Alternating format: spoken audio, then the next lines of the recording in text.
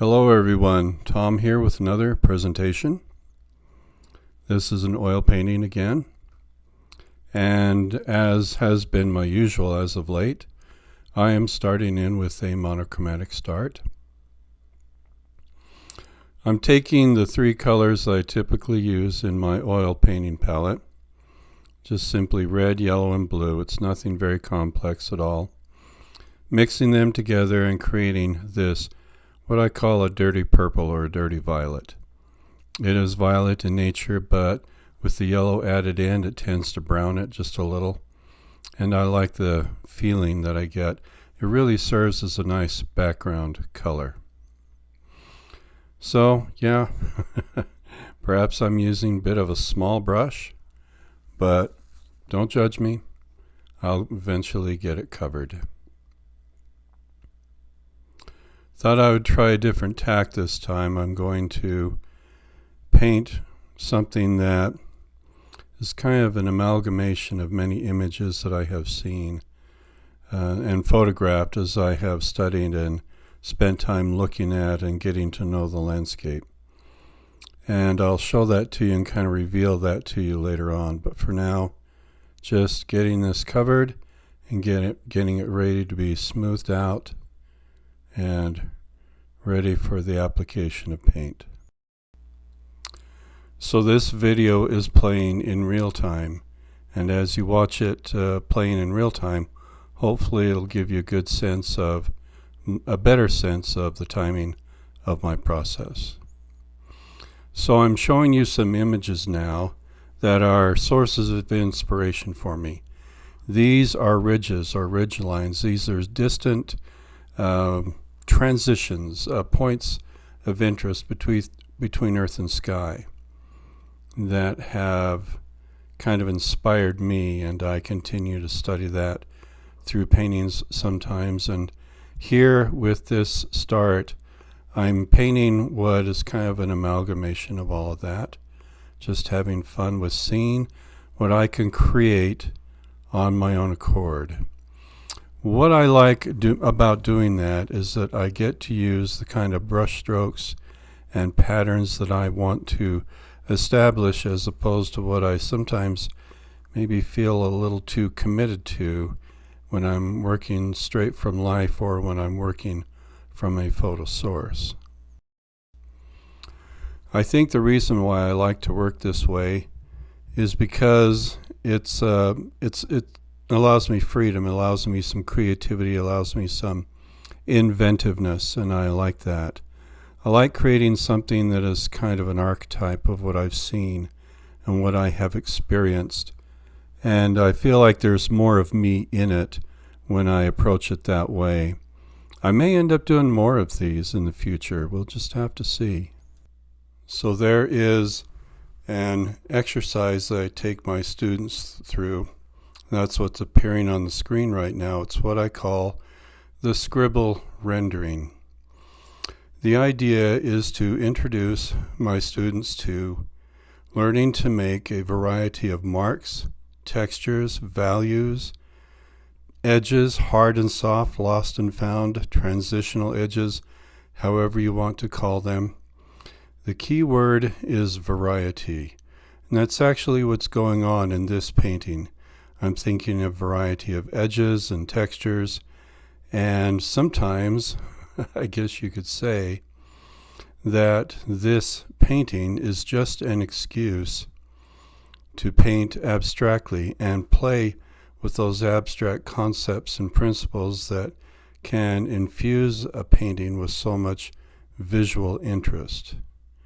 So maybe a key takeaway lesson from what you're watching here right now is the word variety. How can one introduce variety? Well, that's what I'm doing in part as you're watching this come to pass.